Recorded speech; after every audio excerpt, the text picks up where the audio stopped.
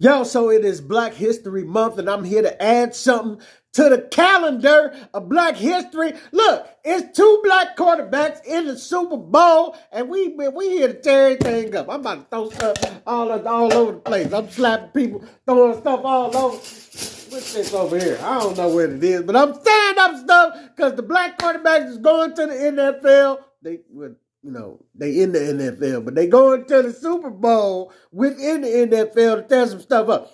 Patrick Mahomes, he half black. He ain't fully black. But he in there though. He in there. I don't want to hear it. He in there. I know Dr. Umar gonna be mad he got him in Snow Bunny, but that's where he come from, okay? At least Jalen Hurts got him in black. Well, you got one that got one, and you got another one got another. He come from that. You can't blame the boy, huh? He doing what he got to do. He come from what he know, huh? And he in there with Jalen Hurts facing off. Listen, I think I'm going to have to give my pick. Should I tell you right now? I'm going to wait.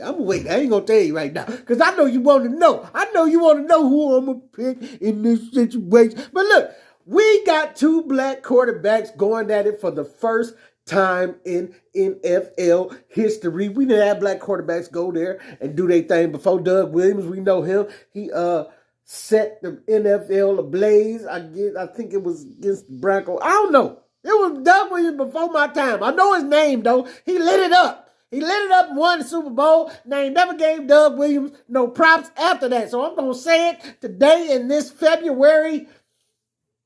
What day is it? I don't know what day it is. In this February-th month, Doug Williams going to get support from my channel because I'm hyping Doug up. Doug should have been known as one of the coldest quarterbacks to ever do it. You understand what I'm saying? And I'm just here to let you know that Doug did it before anybody did it. But then this is the first day that we have two black quarterbacks that is going. They're going back and forth. And it's going to be crazy. You're going to watch the game. You're going to be amazed. I hope we are amazed. I hope we see a game that goes down to the wire. Down to the wire. 3 points left, a minute left. Who going to kick the field goal? Who going to throw the touchdown? I hope it goes down to the wire for us to figure out what's going on. And I hope it be the greatest Super Bowl in NFL history. But, I just say this because, listen, I know some of y'all know this. Some of y'all might not. Some of y'all might not want to admit this, but this NFL journey that we are on could not be completed without black folk. You understand what I'm saying? And sometimes y'all of not black persuasion don't want to admit this. And look, I give also credence to the fact that this Super Bowl game also needs the white persuasion as well. You know what I'm saying? We just paid homage to our brother Tom Brady that bowed out, and I was sad to see bow out at 45 years old. I wanted to see Tom go 2 more years. You know what I'm saying? I became a Tom Brady supporter. I don't know how in these past few years because he was, I was fighting between him and Joe Montana. Joe Montana is still my dog, but, I always said that Tom had 2 of them that he was cheating on. But even with the 2, he done superseded Joe Montana with his 5. You know what I'm saying? The Tom that got 7. And I said he cheated on 2 of them, but he still, minus the 2, he still got 5. And topped Joe Montana with the 4. You know what I'm saying? So he got me on that one, and it got me calculating and thinking, I don't want the calculator no more. Get rid of it. I don't want it. But he took my Joe Montana chip away. You know what I'm saying? I can't crunch on the chip no more.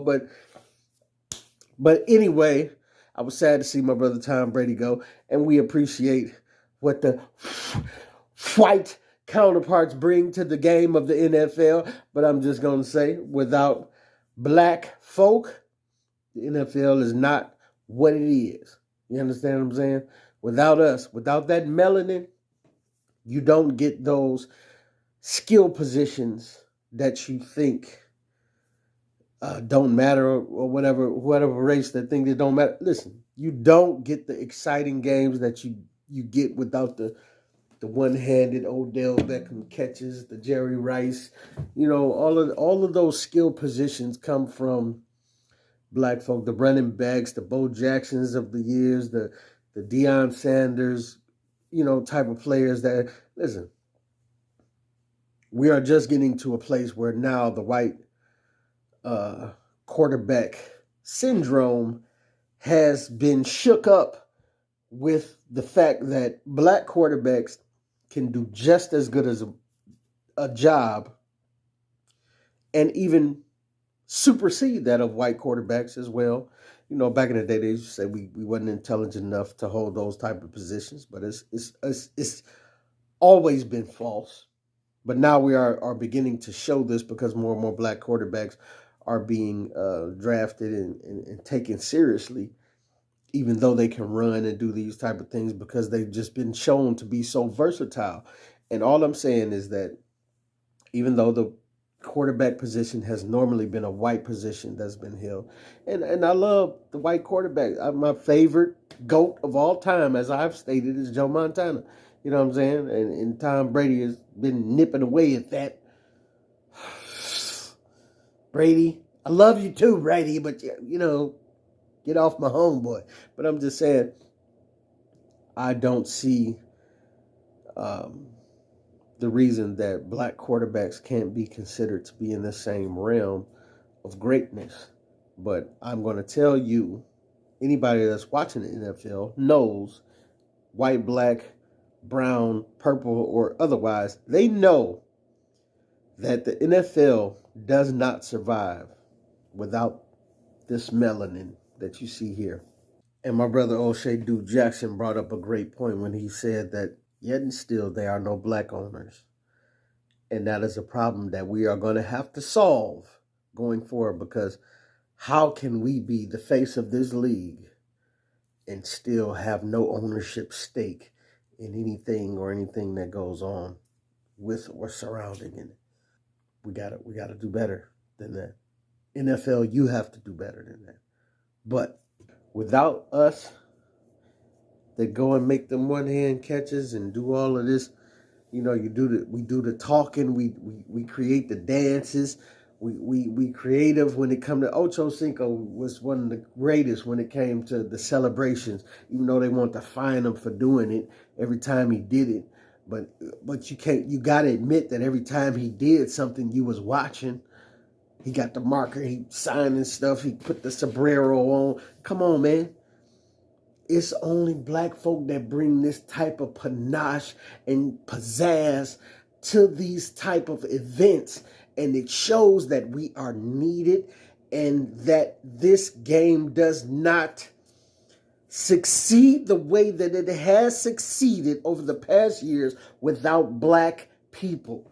And as much as you may, if you're not black, you may want to fight the idea of that, but it just is the truth. But I'm going to give also our white counterparts in other races, not racist, but other races in the world, the credence of saying that we also need you to succeed, because often we hear, like we just talking about Deion Sanders and whether Colorado can be as great as they want to be. And Deion Sanders said this himself when he was at Jackson State. He like, man, you got to give me some time because I need them big dogs up front.